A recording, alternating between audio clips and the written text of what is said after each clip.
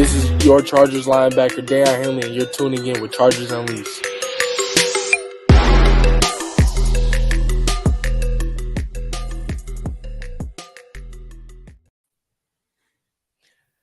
Welcome to another edition of Chargers Unleashed. Jake Hefner and Dale Wolkenstein here with you from the LAFB Network. Today's show, of course, is being brought to you by BetOnline, Aura Athletic Greens, Mint Mobile, and Rock Solid Sports Memorabilia. If this is your first time tuning into the show, make sure to hit that like and subscribe button on YouTube. You can also follow us on Facebook, Twitter, Instagram, Spotify, and Apple Podcasts. Dan Wolkenstein, how are we feeling? Feel great, Jake. It is Thursday, August 6th. That's not true. August 3rd at 6.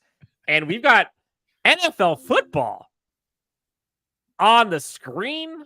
Does it matter? Who knows? But it's a great day to be alive. Chargers fans, we got a great show for you. Welcome to Chargers Unleashed Live. Again, for folks who have not done this, this is on you. Go ahead and give us your topics, questions, thoughts, ideas, hot takes, whatever it is you'd like. And we'll go ahead and do our best to try to get to those, bring them up live on the screen, and discuss with you. Jake, how are you doing, my friend? One full week of training camp is officially complete. Today, obviously, was an off day for the rest of the players before they resume practice tomorrow. But, Dan, I mean, there's been a lot, and I mean a lot of takeaways from this last week of training camp. Obviously, they started with pads earlier this week. You've gotten a little bit more intensity that has ramped up in practices this week. But there's a lot to talk about in this. And you and I feel like I'm sick of hearing your voice. I want to hear everybody else. I'm sure they are all too. As it relates to hear their comments as far as their perceptions, their feelings, their takeaways from Chargers training camp.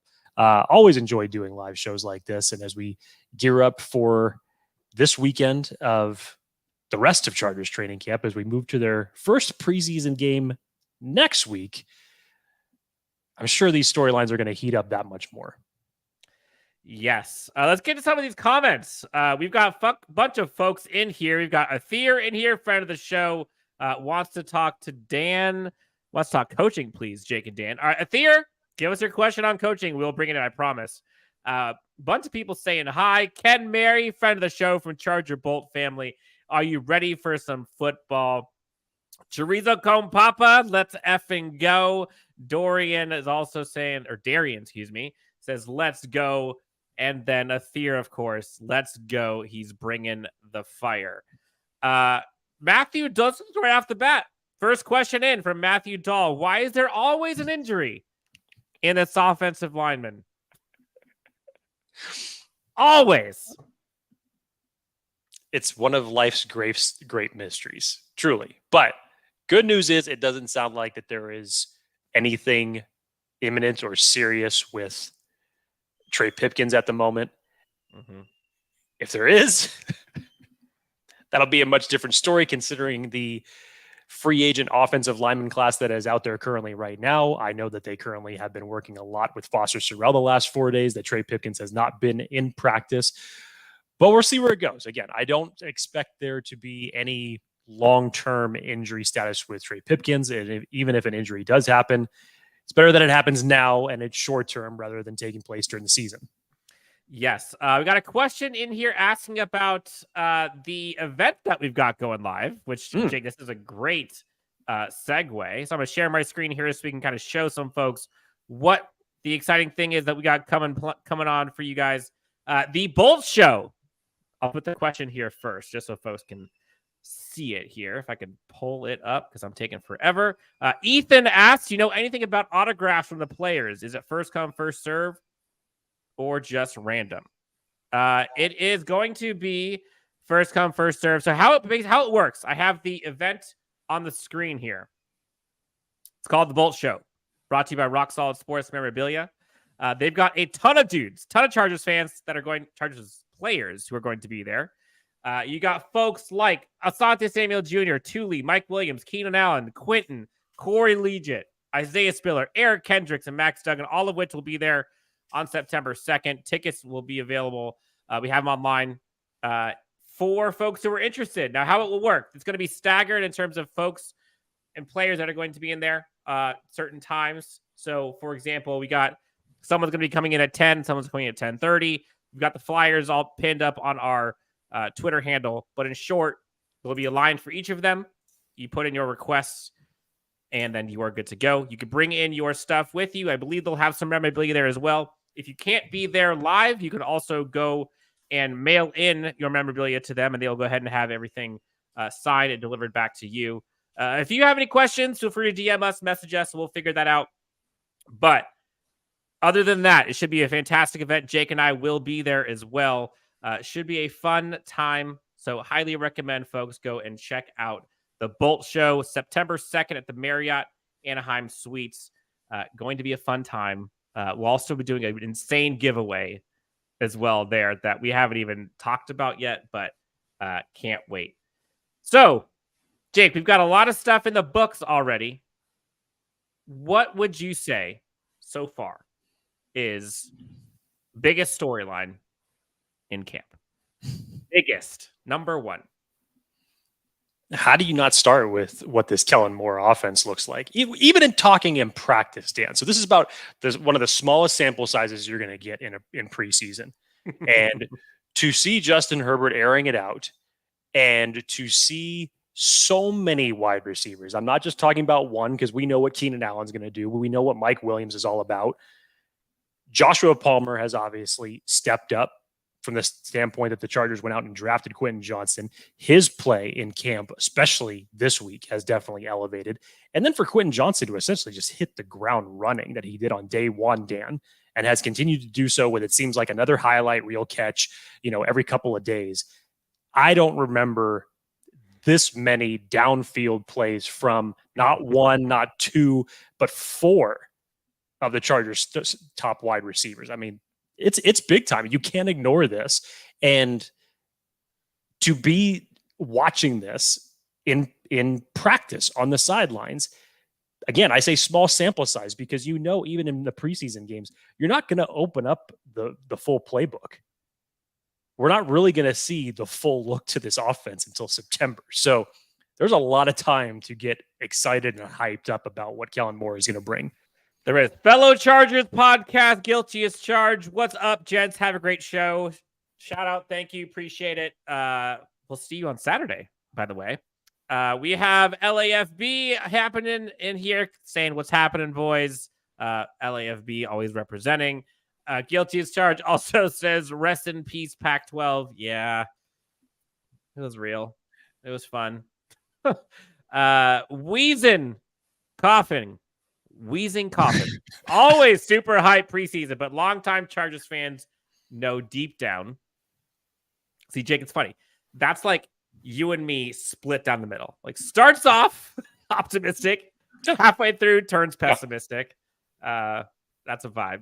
How are you feeling, by the way, Jake, on this in this preseason? Like, is this preseason feeling any different for you than, let's just say, last preseason? Well, yeah. Like in a good way or in a bad way? Look, Dan, to your credit, I don't want to say it's completely you because more of it has been with the team because you're obviously the optimist of the two of us. So you do what you can to try to put me in a good mood on this show.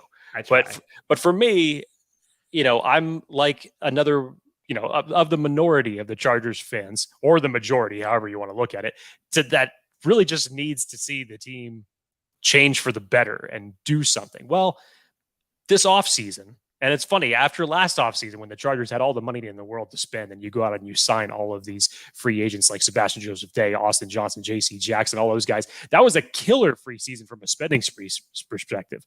But for what Tom Telesco, Ed McGuire, this front office, what they did in the draft, and then to bring in Kellen Moore, I mean, when you really look at every single move that this front office team in general has done, it's really successful. Hell, you go back to the 4 contract restructures that you had to do to get Joey Bosa, Khalil Mack, Keenan Allen, Mike Williams all under the cap.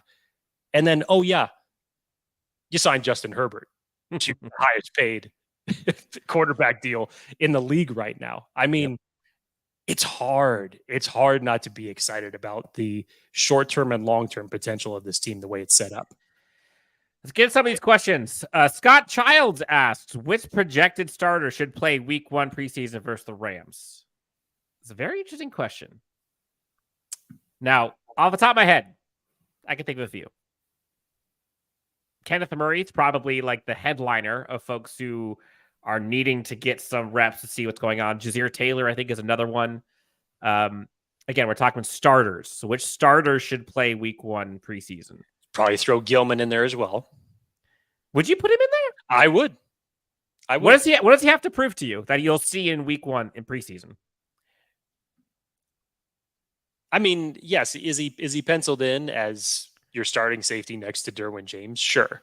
But I think just from the standpoint that, for him, especially just getting some of those first team reps, which you probably until the later part of last season, he wasn't getting that much of. So for me, I like to see him out there getting a few new reps and it won't be for long, trust me, because you need to know what's on the safety depth. That's for sure. So JT Woods is going to see a lot.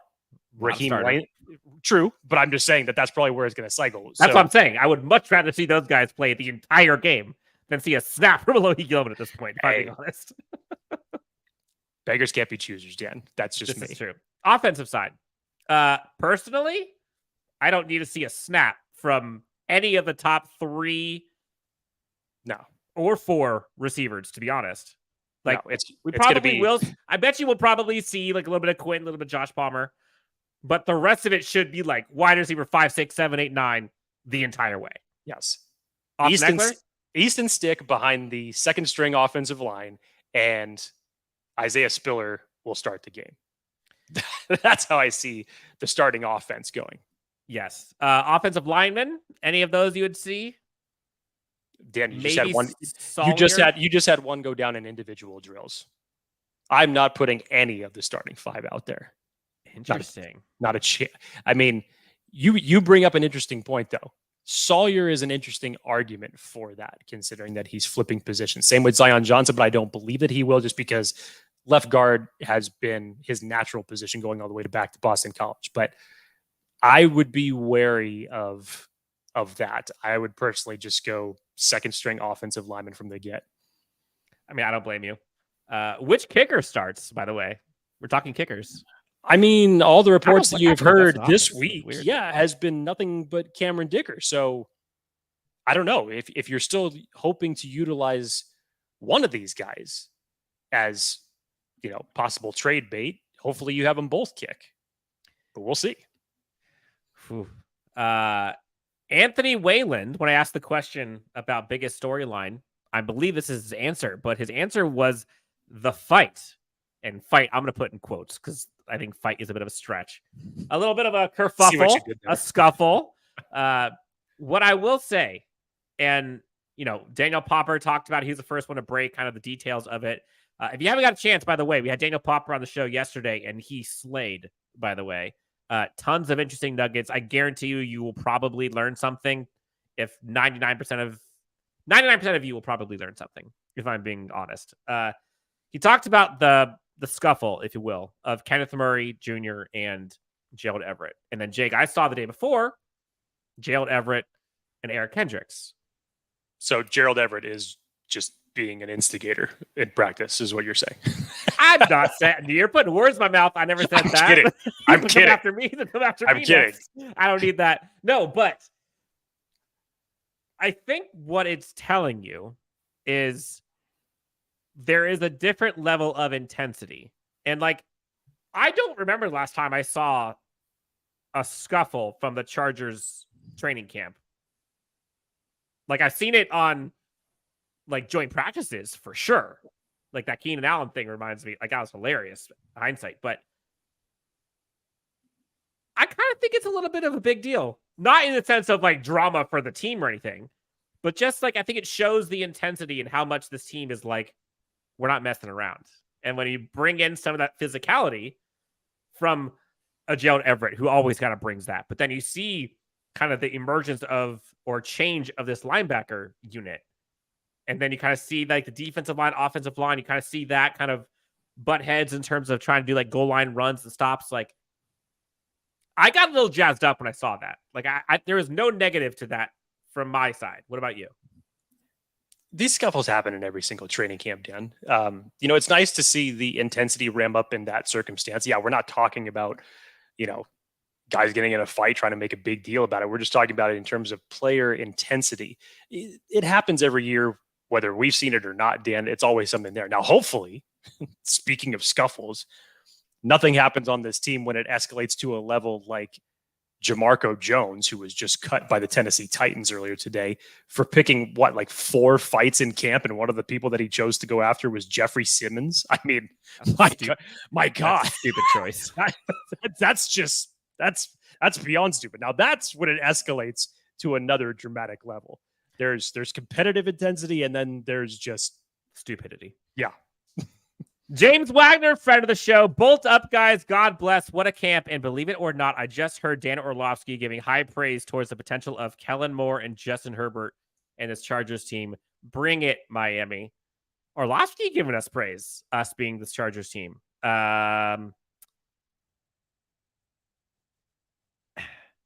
This feels like one of those, like, not necessarily with Orlovsky, but just generally speaking.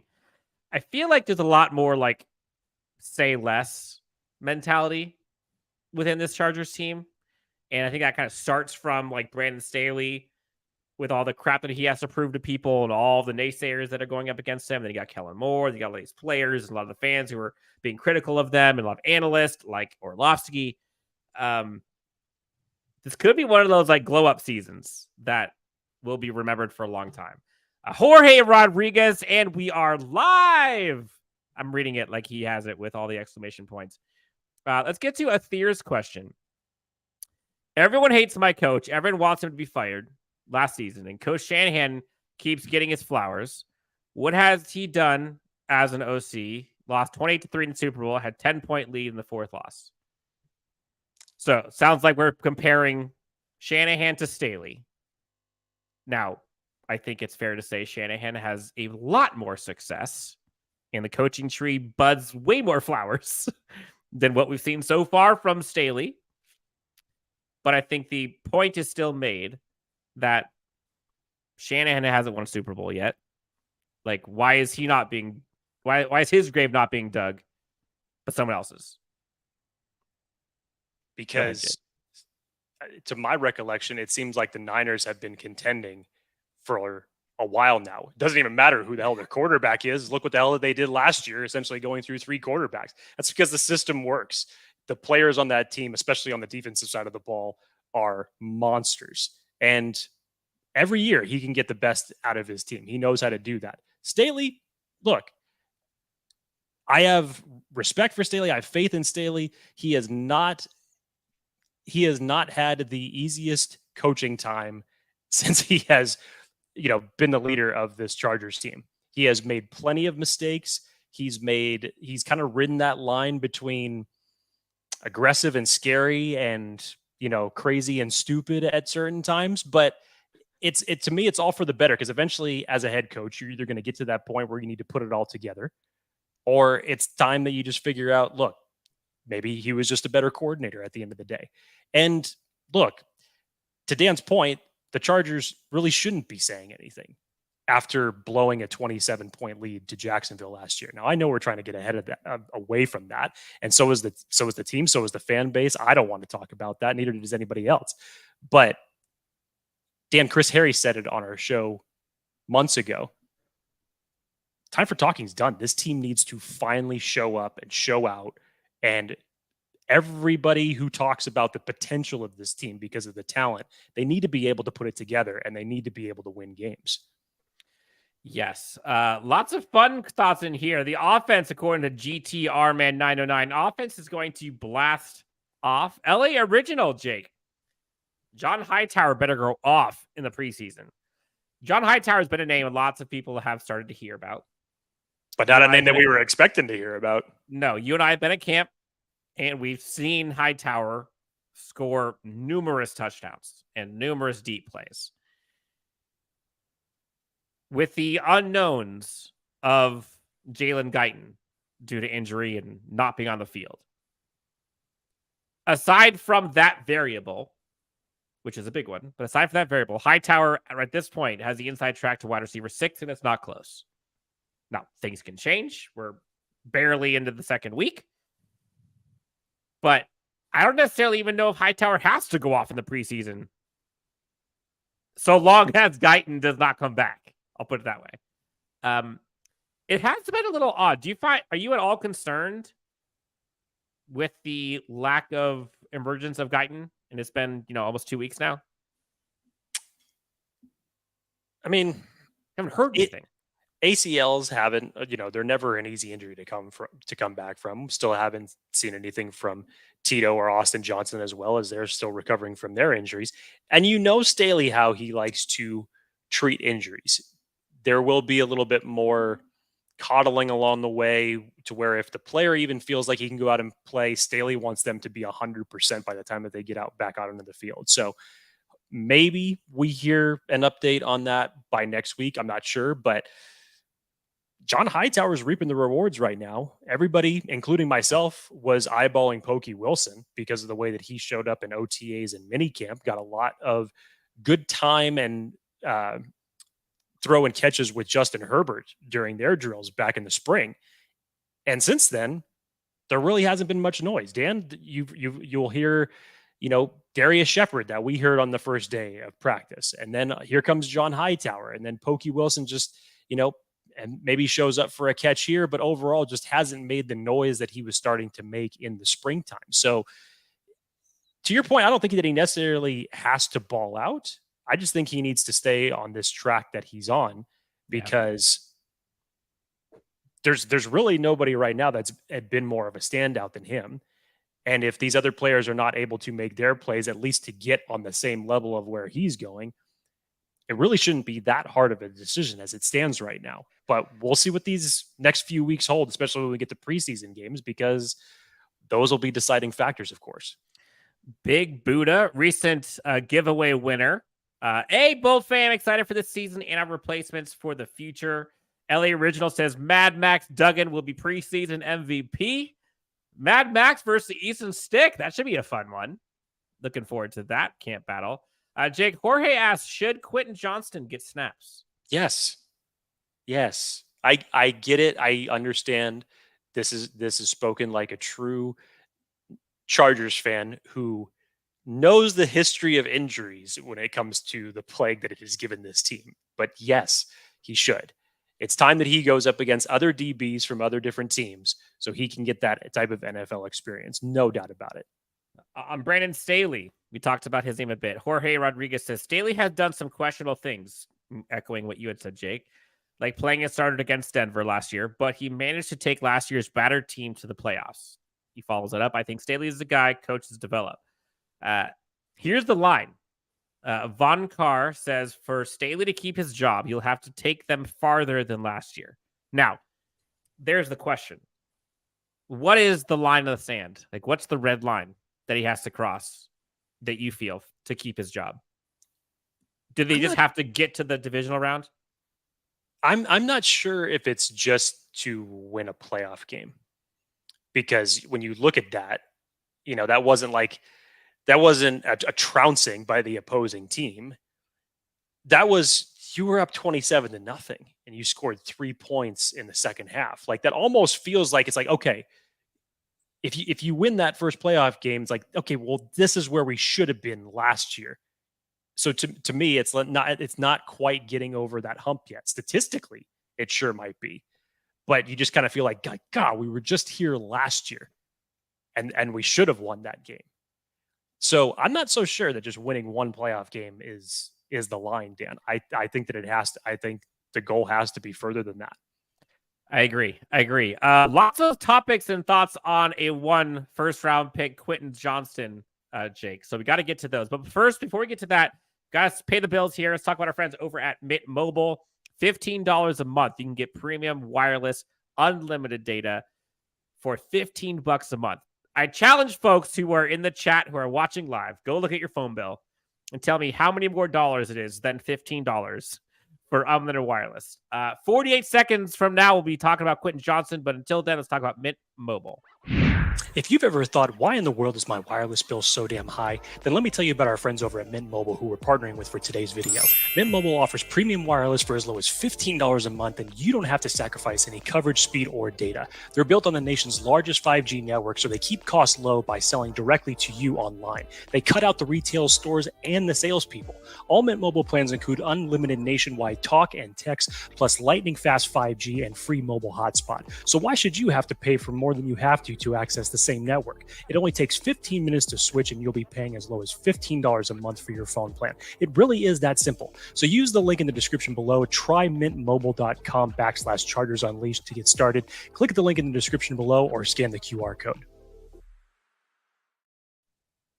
Quentin Johnston's looking like a stud, says Robert D. Big Buddha asks, will Quentin Johnston be on the outside or slot, putting Keating in the slot? Sheesh. And Jorge Rodriguez says, if Jake says Quentin Johnston should get snaps, then Quentin Johnston shall get snaps. First of all, let me just talk about this for a second.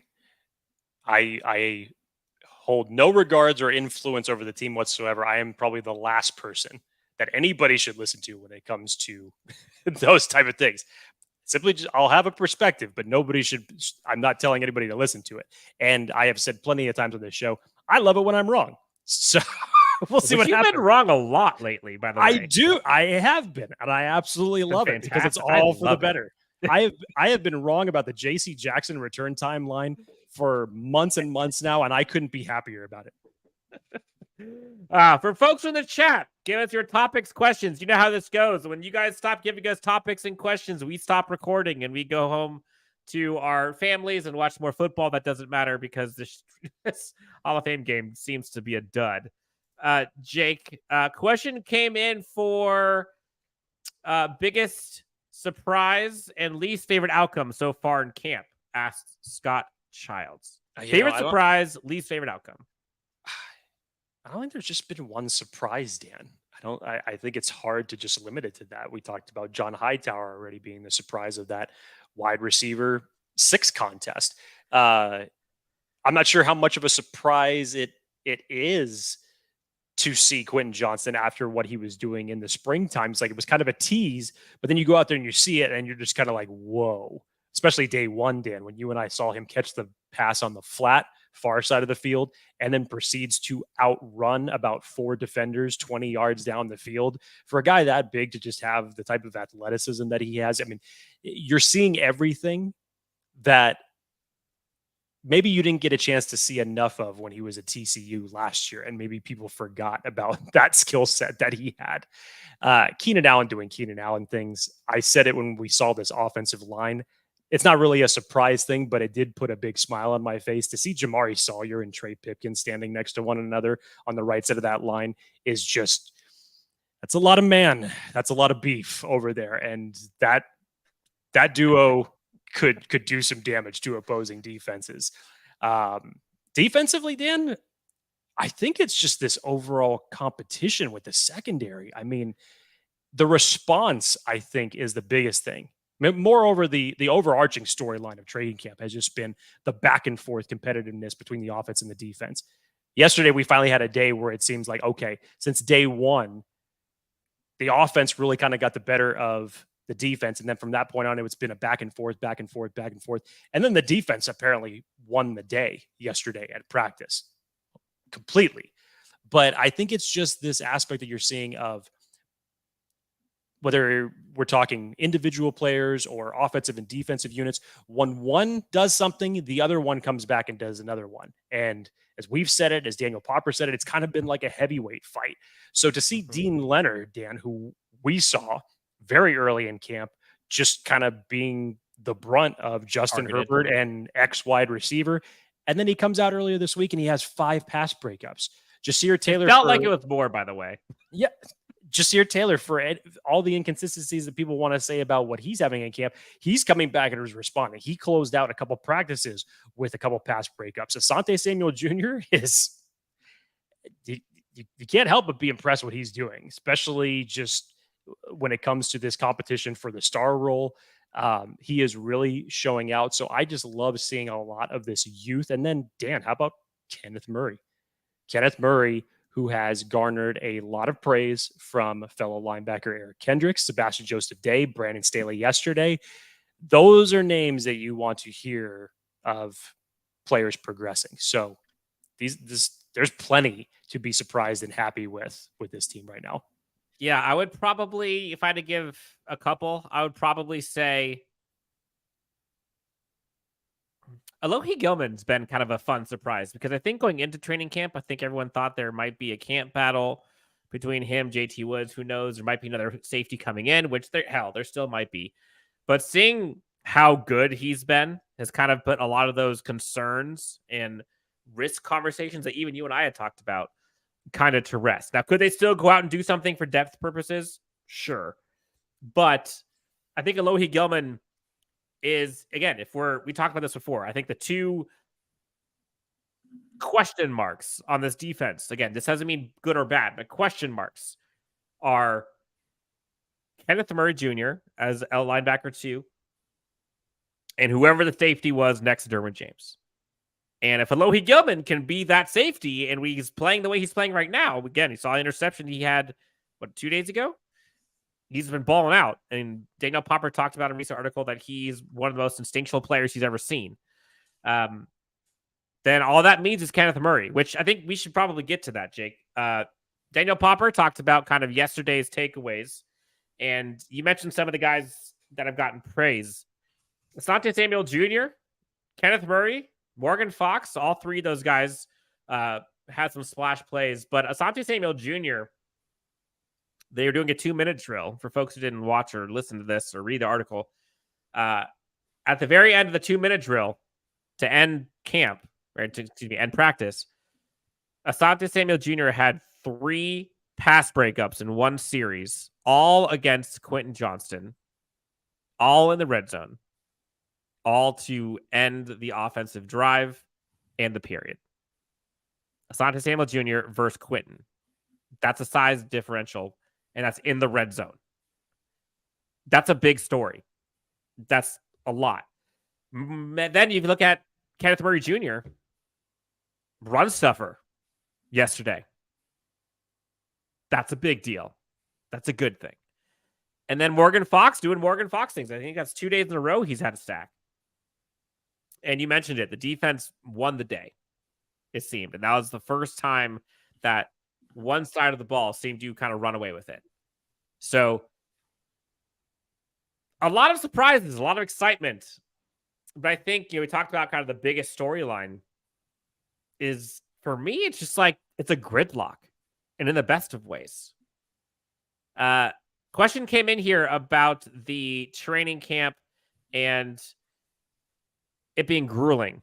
Jorge asks, as far as you guys know, why is training camp so tough and why do players find it so grueling? I've heard training camps aren't fun for players. Jake, what say you? Well, when we were out there, it was really hot. It was really hot when we were out there last Wednesday. So I couldn't imagine being someone in pads playing in the California heat the way it is right now. It's not pleasant. But overall, I mean, I think this question is fair to a certain degree, where it's like, the veterans, the guys who have gone out and done it for years and years and years. It's like, just riding a bike again and going through the motions type thing. You're probably, as certain players go, you're probably not going to play in the preseason. But for other guys, you're playing to get yourself established in the league. So if you're a veteran and, you're getting pushed by another rookie, time to, lift up the intensity a little bit, or guys are going to go out there and at times, because their roster spot might be in jeopardy, they're going to push a little bit harder. So I think there's a fine line to ride with that question. I don't think that all players hate training camp. I've heard that same thing as well. When you have vets that have been in there from, 10 plus years that don't like doing it. I always notably remember Tony Siragusa saying how much he hates training camp and getting ramped up for it and having to do the whole conditioning test. I mean, but Dan, who was it that, I couldn't remember for which team, but it was one of their offensive linemen that went out and did the conditioning drills for the wide receivers. And apparently on accident. On accident. And he just blew everybody away when camp opened, lost some weight in the process while doing it, but all by accident. So, training camp, I think, brings out the best in everybody personally. I don't think it's as built up to as much love-hate as you may think it is. I think there's a gray area, but in general, it's just getting back in the swing of things to football. Yeah, and I think the thing that can probably get old and which could lead to some of the chippiness and some of the whatever you want to call it is the fact that you're going up against the same guys over and over and over and over and over and over and over and over again for like 6 weeks. And the guys you're going up against are guys that are trying to keep their job and fight for a job. And so like everyone or most on the roster are desperate. And so when you have desperation and athleticism and a competition against the same guys over and over and over and over again, like that's what gets grueling. It's kind of like Groundhog Day, but it's like the most physical Groundhog Day, day in and day out. There was a question here about K9, Kenneth Murray. Has Kenneth Murray actually been looking good in camp?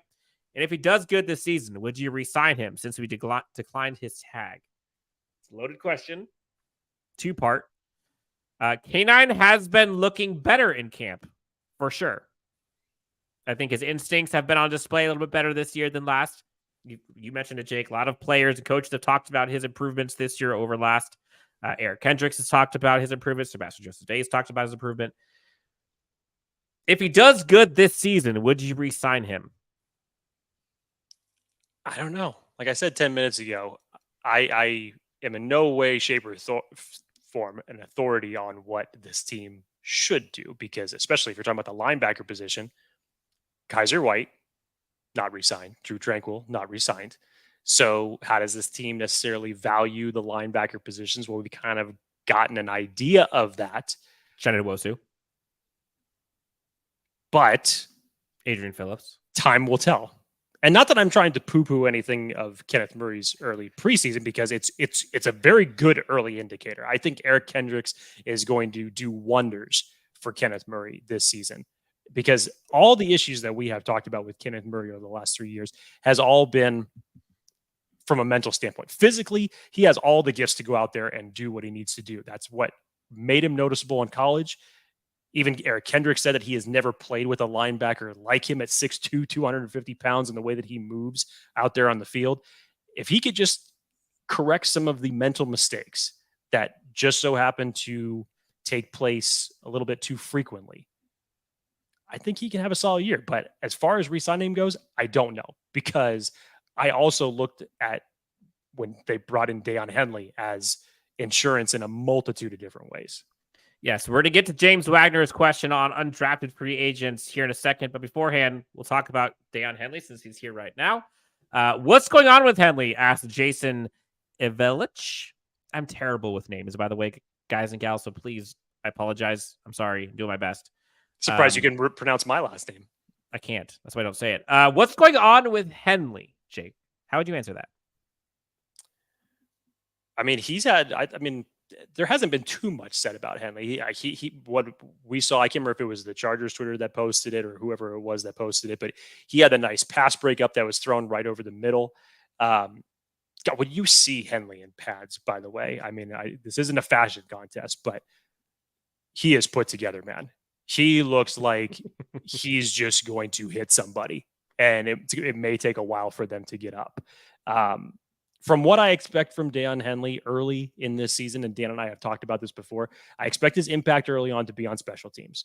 Now, depending on what happens with Kenneth Murray, Dan and I have had our own discussions as far as, okay, well, how many games would it take in order to possibly make a change? And I think we were around six or seven, Dan, yeah. if the consistency lasted that long to where you say, okay, let's make the change. But I think Deion Henley is going to be a great contributor for this defense, especially at linebacker. I think he's going to see plenty of time because there really isn't that much depth behind Eric Kendricks and Kenneth Murray. And at some point in time, much like the Chargers have done in the past with their linebackers, they're going to want to rotate them. And especially when you listen to the Chargers linebackers coach, he said in his interview with Eric Smith that he wants two, not one, he wants two standout linebackers. So I truly believe that having that mentality and that type of coaching and player development is going to go past just zeroing in on Kenneth Murray and Eric Kendricks. It should bleed out into that entire linebacker unit. Yeah, and I honestly think the little amount you're hearing about Deion Henley goes to show the impressions that Kenneth Murray has shown so far. Because in theory, they're kind of fighting for that spot, but it doesn't seem like that's an even close proximity to being a fight right now. And I think it was Eric Kendrick or Sebastian Joseph Day both kind of saying, like, yeah, Deion Henley, like, he's got all the tools, but, like, he's still a rookie. And you hear them talk about Deion Henley. That's a little different than the way they're talking about Kenneth Murray right now. And look, Kenneth Murray took 4+ years to get together, if he gets it together this year. So to expect a linebacker year one to unseat him, it's going to be an uphill climb for sure. James Wagner, Jake, let's get to the undrafted free agents. James Wagner asks, has any undrafted free agent been standing out with the potential to make the 53? I know there's not a lack of depth anywhere. Undrafted free agents. We're not talking about guys who have another team, but undrafted free agents specifically. I would probably say that the one that I believe that has shown up the most, Dan, and it's not even by much, is Cam Brown. That's what I was thinking. Out of Ohio State, the cornerback. I have heard more reports around him than anything else. We all expected to see something from Pokey Wilson. Gerard Clark is one of my personal favorites, as I know a lot of other people. I haven't heard much from him either. But the tough thing about both Pokey Wilson and Gerard Clark is they're at positions right now that are ridiculously jam-packed with other players trying to make the roster as well. So we'll have to see what these next few weeks have in store. But it's going to be interesting. Again, I would love to see a guy like Gerard Clark to have with that type of body frame be in there in the middle and help out a run defense that greatly needs somebody like that. I just don't know, because there's a lot of talent at the nose tackle spot. I mean, it's going to be a war trying to cut that unit itself down in the 53-man roster. Same goes for wide receiver. Same goes for defensive back. I mean, there's a lot of positions that really just have a lot of players log jam in there. So I mean, as it goes on more and more, Dan, like maybe AJ Finley. That's one that you could say, because you have a little bit of a question mark at safety, but Raheem Lane has come on, so that might close that gap up rapidly. Yeah, I don't know. I'm not sure. It's too early to tell, unfortunately, right now. There just hasn't been the number of standouts that maybe you would see by this point in time. A couple thoughts on JC Jackson that have come into the chat here. Let's get to some of these. Josh asks, can't believe there isn't more talk about JC Jackson playing in the slot, which Jake will talk about that in a second. And then Anthony says, JC Jackson thoughts. Will he show up after that contract and injury, or will show out with a bust? So first part, do you foresee JC Jackson in the slot? Second part, how are you feeling about him so far this camp? No JC Jackson in the slot. That start position is going to be a rotation between Sante Samuel Jr. and Jasir Taylor. I'll say the only way he does do the slot is if he's following someone from the outside into the slot. Sure. But it still would be man-to-man. But sure. I think the Chargers learned from their mistakes last year and how they deployed JC Jackson. But I think it was actually a twofer, because if we all remember, not just the injury that took him out during the Seattle game, which ended his season last year, Dan, during training camp, I think everybody forgets this, is that during training camp last year, JC Jackson was on fire.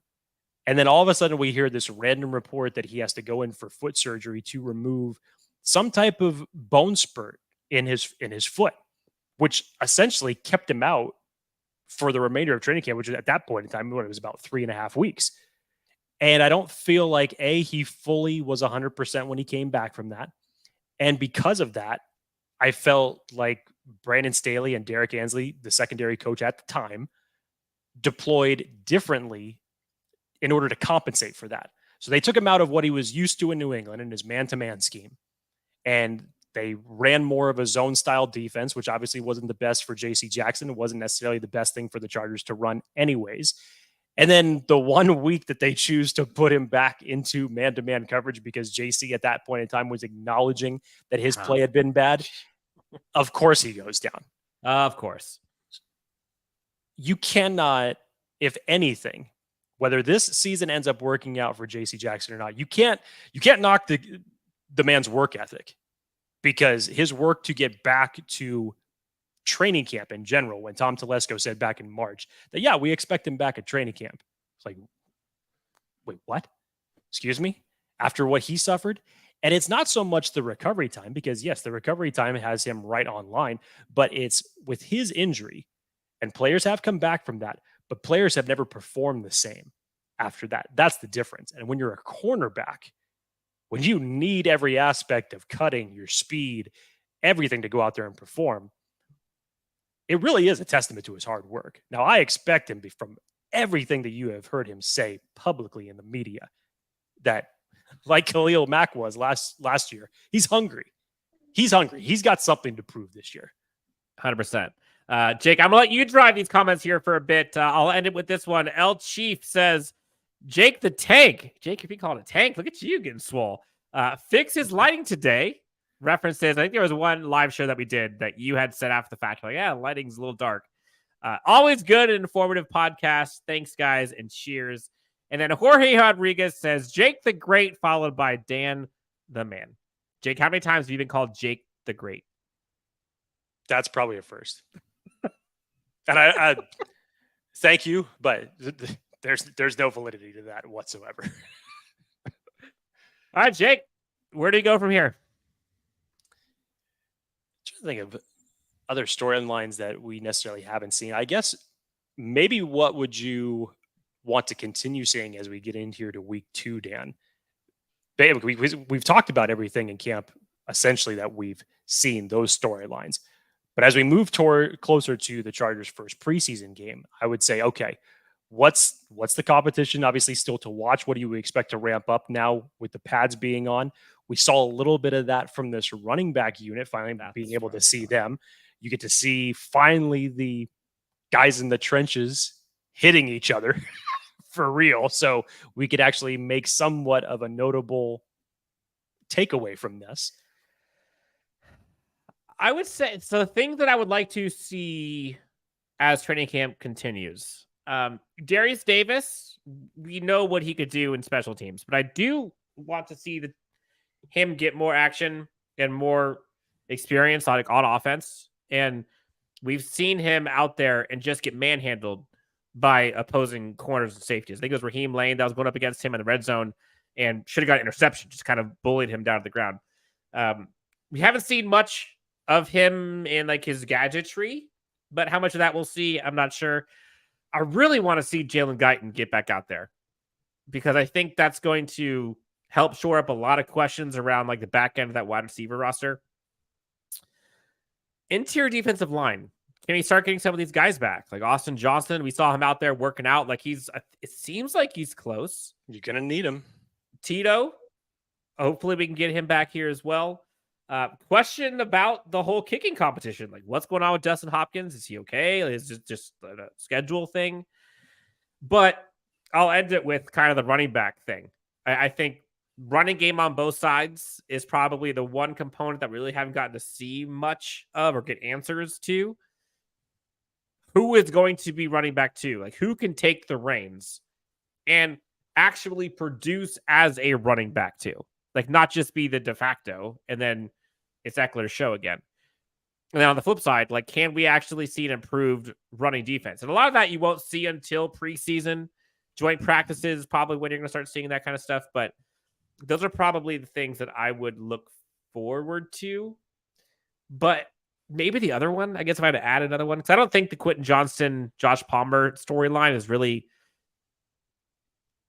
all that interesting to me, in my opinion, because I don't think it really matters in the Kellen Moore offense. It's an interesting way of 3-4. Interesting way of putting it. I just don't think it matters because like they're different receivers, different archetypes, different styles that they can be used by Kellen Moore. On the flip side, and Daniel Popper talked about like how that's a little bit different, a little nuanced, but the CB3 star money slot role, that camp battle has been like box office. And I mean, Asante Samuel Jr. is making it awfully hard for Jazir Taylor to take that job. And a lot of people, Dana Popper mentioned that he thought that it was Jazir Taylor's job to lose. Now, whether or not that's true is kind of irrelevant when you see Asante Samuel Jr. doing what he's doing. And both guys have gotten praise from the coaching staff. Asante Samuel Jr. has gotten a lot more repetition in the slot on the inside. I've maintained I just don't know how Asante Samuel Jr. is not going to be a starter. And Jake, I think where you and I landed on this is I wouldn't be surprised if their snap count stays relatively equal throughout the season. Like, I think they'll both be used situationally, but I'm not necessarily sure if one is going to have that much more of a showing in the stat sheet than the other. Would you agree? I would agree with that. And I hearken back to, I'm so excited just for, not just for this camp battle, but for this secondary in general, because I think that this is exactly what Brandon Staley was planning on doing last year before JC Jackson was hurt. Because remember, last year you had JC Jackson, Bryce Callahan, Asante Samuel Jr., and Mike Davis. So what was your plan? I mean, at the time, we were all thinking and talking about Michael Davis as CB4, which is just wild to see where that's come from a year later. You have now this group between JC Jackson, Michael Davis, Asante Samuel Jr., and Jasir Taylor.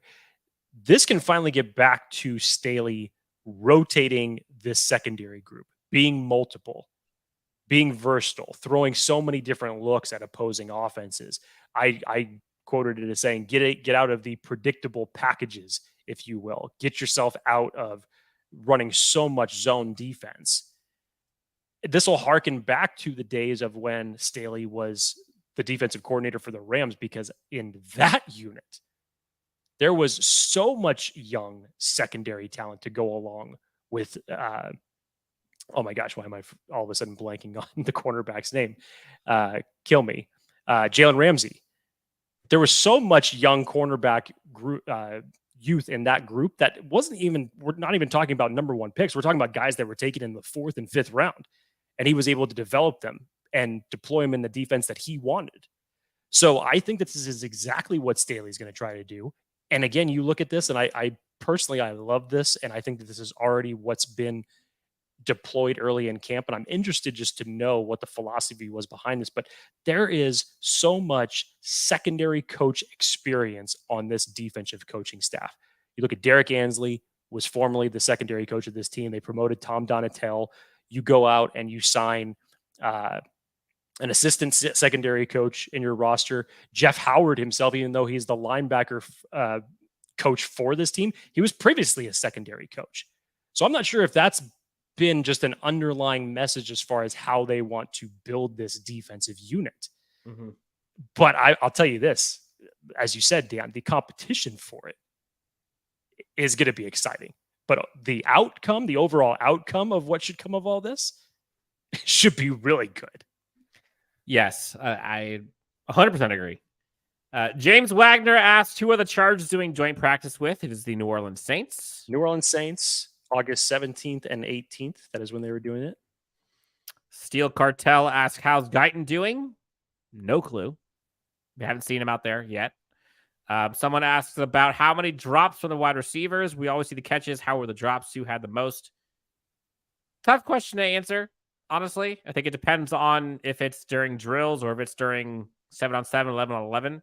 I know there was one day that Quentin seemed to have a few drops during drills, but like, how much does that matter? You're seeing some of the ridiculous catches and stuff that he does. No receiver really has had an issue with drops when it comes to like 11-on-11, 7-on-7s. There really hasn't been, Jake, correct me if I'm wrong, I don't remember there being any glaring drops when offense and defense are going up against each other in those two 7s or 11s. Would you agree? I can't remember that. I know that Quentin Johnston had a couple earlier this week, but again, for someone being a rookie, like, those are going to come. It doesn't take away anything that he, good that he has done previously. You have to obviously take care of the little things, and eventually that will come. But like you said, Dan, it's an interesting question, because where do these drops take place? It doesn't seem. I mean, hey, I'll say this: if this is the question, I don't think Keenan Allen's dropped a damn thing. It doesn't seem like Keenan Allen has dropped a single thing that has come his direction, because everything that he's done, he's been at least 3 to 5 yards ahead of the closest defender around him. Keenan Allen's been on fire this training camp. This is the best I've seen Keenan Allen in years. Speaking of wide receivers, Jake, I asked this question on X, Twitter, whatever the hell we're calling it these days. If you were to stack rank, and I'm going to ask these folks, I'm going to ask you guys in the chat, give us your thoughts, comments. If you were to stack rank in terms of targets, I'm going to use the statistic on targets. If you're going to stack rank targets that you would like to see the Chargers' offensive weapons get, i.e., who's Justin Herbert throwing to? Let's go 1 through 5. So, who should be the most targeted offensive weapon from Justin Herbert this year? Okay, well, spoiler alert. In that category, it should not, but for the better, it should not be Austin Eckler. Agreed. Yes, thank you. We should not see a repeat of 107 catches from last year. That is a given. And it'll be interesting, Dan, because on how you weigh these targets, well, how many of these passes are going 30 yards downfield, and what's the yak after them, and how many of them are for scores? Like, that's the difference in what this whole offensive scheme is really going to change. Because if you told me that we were still in Joe Lombardi's system right now, I mean, I wouldn't even be able to do the math. I really wouldn't. But in this one, so who's won? Let's go real quick. Who's won? You still go with Keenan Allen. I think Keenan's the rapport that's been, that rapport is just too strong. I can understand why that is your number one look every single time. I think 2-3 is going to be interesting. 2-3 is kind of a toss-up. I still say that this is going to be reminiscent of the Mike Williams, Tyrell Williams days, or the Vincent Jackson, Malcolm Floyd type days, where you have two big-bodied guys like that on the outside. And now with Kellen Moore at the offensive helm, they should be seeing their fair share of targets. And then, number 4 is probably going to be Joshua Palmer. But that's a strong number 4. Like, I don't know. Hold on. You're putting 4 as Palmer? I mean, maybe this is me just kind of like going wide receiver. I'm going all of them. I'm going all of them. Eckler's in this. Parham's in this. Everett's in this. Okay. Keenan Allen, I'll give the edge to Mike Williams. Quentin Johnston right behind him. Let's put Austin Eckler at 4. Let's put Joshua Palmer at 5. Above Everett. I was just about to put Everett right behind him.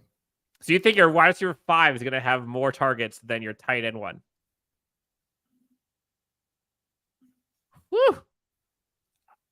This is, I mean, just going through this drill makes you understand how ridiculous the targets are around Justin Herbert. It really does. Because this is why I also tell people to do not put Quentin Johnston's stat projections into your head, and if he doesn't hit them, do not look at that as a letdown. We're talking about one football that is being thrown to distribute to how many weapons, and I didn't even name them all in that little soliloquy right there. I didn't even name them all. So I know it's a tough question. It is tough to predict, but I like the way you did this because it really just shows how tough it is going to be out there.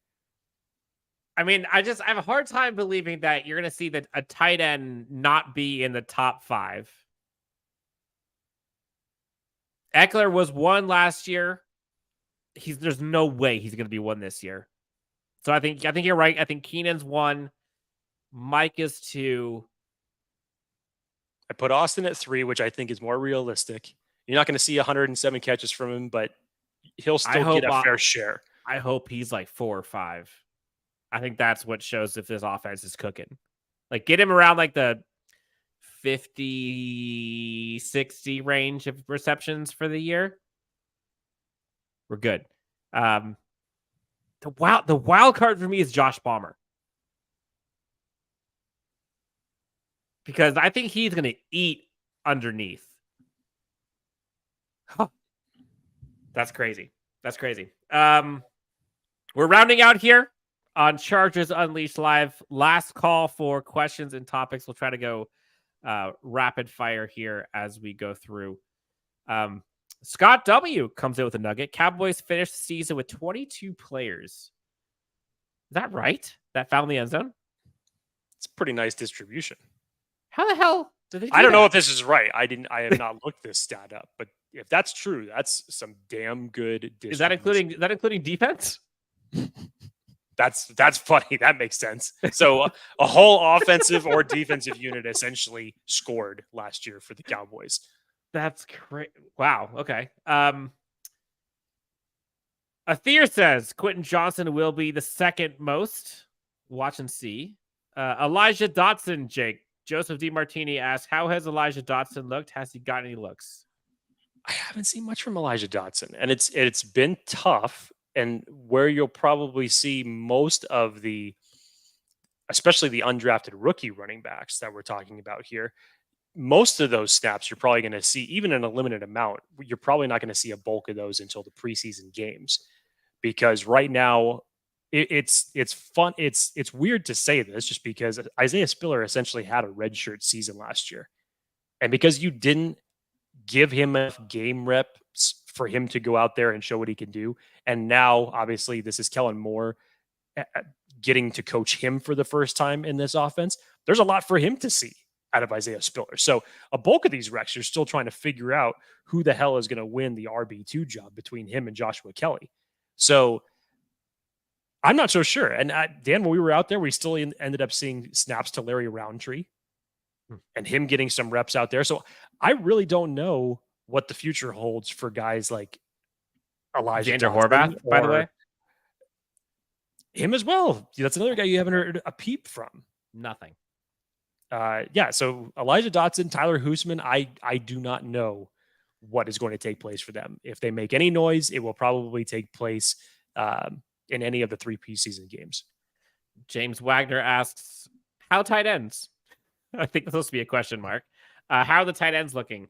Jake, I was thinking about this last night when I was on my way home from a concert. I feel like Gerald Everett is just like being taken for granted and is just like the forgotten player on this offense. Look what I just did when I ran through that damn drill. Not that I forgot about him. Of course not. But if you're Justin Herbert, like you tell me who you're targeting and looking at first. After the 2 physical scuffles, if you will, maybe that's Gerald Everett saying, oh, what about me? I mean, Gerald Everett you could say that's about 7 guys on this offense. Like Gerald Everett could feast on this offense, but you're just not hearing much about Gerald Everett, which I don't necessarily think is a bad thing. It's just like, he's just being Gerald Everett, which is a good thing. Donald Parham Jr. is making some splash plays every now and then. I don't know if you agree with this, but it seems as though tight ends have been less of a focus this first week and a half or 2 than like the receivers have been. Whether that's purposeful by the coaching staff, whether that's just been what has been covered, what everybody's focusing on, but just go look at like the headlines of receiver talk versus tight end talk. It just seems like tight ends are kind of forgotten a little bit right now. I don't know if I will go as far as to say forgotten, but I get what you're saying. I think the day that the Chargers ran the red zone drills, I think you saw more of the tight ends, obviously, in that circumstance. And personally, that's what I expected to happen in this Kellen Moore-led offense, and especially to run 2 tight end sets with Gerald Everett and Donald Parham, something that we've been wanting to see for years now, create some of those mismatch opportunities. It'll be interesting to see how that progresses through preseason and the rest of these training camp practices. I get you, but I don't feel like they've been truly forgotten. I think in a Kellen Moore-led offense, I don't mean actually forgotten. I just right, mean no. But I get what you're saying as far as like they're going to see their time. Yes, and people will see it and people will talk about it. Let's go a little rapid fire here. Shaggy Wraith says, can Hightower make it on special teams? Thought about this today too. Can he? Like as a gunner? I don't know, because I cannot recall that. I mean, maybe early in his rookie season with the Eagles, did they have him playing special teams? I don't recall him ever playing gunner, if anything. I don't know. I don't think that would be the spot for him personally. And Jazeer Taylor and Dean Leonard both were really good on special teams last year, so you'd have to unseat them. Robert D says Herbert could have 500 completions this year to throw around. That's where you go into some of those crazy, ridiculous stat lines that we can see. Yeah, I wouldn't be surprised. I honestly wouldn't be surprised. Joseph D. Martini asks, you guys going to be at camp on Sunday? It'll be my first time going. For folks who have not gone to camp, or haven't gone in years past, I urge you, go to camp this year, and you will notice a difference from years past, both on offense and on defense, and size of crowds, by the way. It's a fun time. Jake, you going this weekend? I am going. I will be there on Saturday, so I apologize, Joseph. I will actually miss the day that you were there, but I will be there on Saturday this weekend. So looking forward to it. From what I've looked at the weather, it's not supposed to be as hot as it was last week. Kill me. But should be a good time. For folks still watching, tuning in, if you have not done so already, please help us out. Take 5 seconds as you listen to my ugly voice and hit that like and subscribe button. We're getting close to 5,000, which is crazy that we're almost at 5,000 already. Help us out. Hit that subscribe button. Smash it, if you will. Jason Jake, as I round it out here, asks, do you think there will be any free agent pickups? Any? I was just thinking about this. I don't remember a year where you have had this many high-profile free agents still out there, which obviously there's the other free agents too, but it's just crazy to me. It's just so wild. Do you think there will be any pickups? Dan, I would have thought if they would have done so already, and obviously everybody's probably thinking about John Johnston being that, because that's been the team. Chargers been the team that he's been linked to ever since he was released. It makes a hell of a lot of sense given the prior relationships with Staley. Pair him next to Derwin James. That could be a very formidable safety duo. To me, I feel like if that was the move that the Chargers wanted to do, they would have done it already. So if there is going to be any free agency moves, you may not see something until the final week and a half of preseason when the other teams start making their cuts, because guaranteed you're going to see some surprise names from other teams that are being released. So the Chargers may want to take advantage of that if and when said player is released. But that's probably how I would look at it right now. It may not happen until the end of preseason. I'm hoping it's an edge player. And that's no slight to Thule, to Mack, to Bosa, to Rumpf, to Morgan Fox, to at all.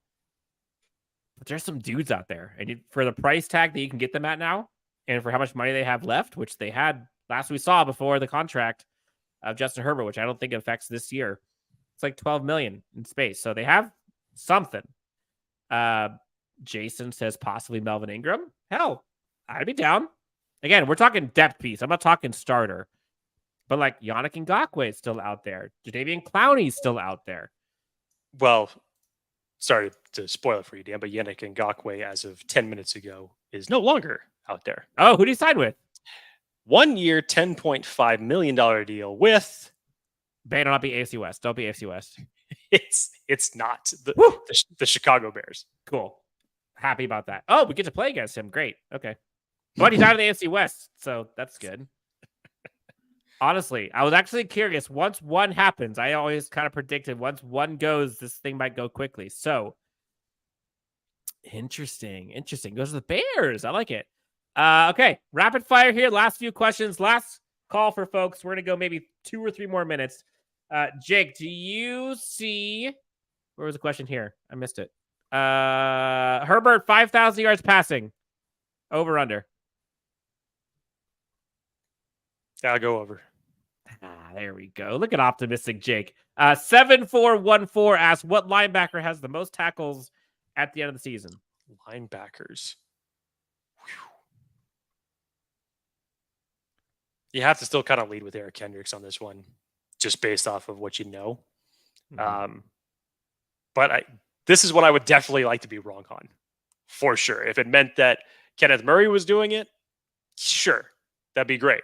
But speaking of this, Dan, this just reminds me of Derek Ansley's comments earlier this week when someone asked him about specifically how has JT Woods been in practice when it comes to tackling. And Derek Ansley gave a very good response. We were talking about, well, On defense, all of our tackling needs to be improved. It's just like, it was skirting the question, but also being very real about the situation to say like, well, hey, we all need to improve in tackling. So he's not wrong on both sides of it. He's not. There was a question here asking, I can't pull it up, but they said, have we seen 5 wide in camp so far? Dan, have we? Yeah. It just makes me giggle. I'm so excited that we finally are seeing this. It makes you smile. It makes you smile when you see it. It does. This has been fun. Went a little long today, but appreciate everybody kind of coming in with their comments, questions, making this thing fun. Jake Hefner. What's the score of the football game right now, by the way? I don't know. It's playing in there. When I left it, it was 6-0. Anybody have a score date up for me? I see nothing right now. I see nothing. I know nothing. Jake, anything else you want to tell great friends of Chargers Unleashed and LA Football Network before we get out of here with a beverage? Guys, this first week of training camp has been great. It's been always fun doing these live shows. I know Dan and I need to be doing more of them. I know for the Bolt show that is taking place on September 2nd, Dan and I will be doing a live show for that at the location. So if you guys are in the area, make sure to go out, get your tickets. This is going to be a huge event when it comes to player signings. I don't know that Dan and I have heard of one that has been this big in the last couple of years that is taking place locally. So very much encourage you guys to go out and do this. If you want to join, it's going to be a great afternoon out there in Anaheim. Excited for the preseason, excited just to get out there on the field and see the fans back. And hey, Dan, again, football's back. Gotta love it. I love it. Robert D coming in clutch. Jets 16, Browns 14. Okay, so points were scored. All right. So at least we kind of seems like we got a game, I guess. Hallelujah. Hallelujah. Yes. Jake, this has been a ton of fun. I love doing live shows. It's always engaging with all the listeners, viewers, fans. James Wagner comes in to have an awesome weekend, Bolt Nation. For Jake Hefner, Dan Wolkenstein, Chargers Unleashed, fans of Chargers Unleashed, Chargers, LA Football Network.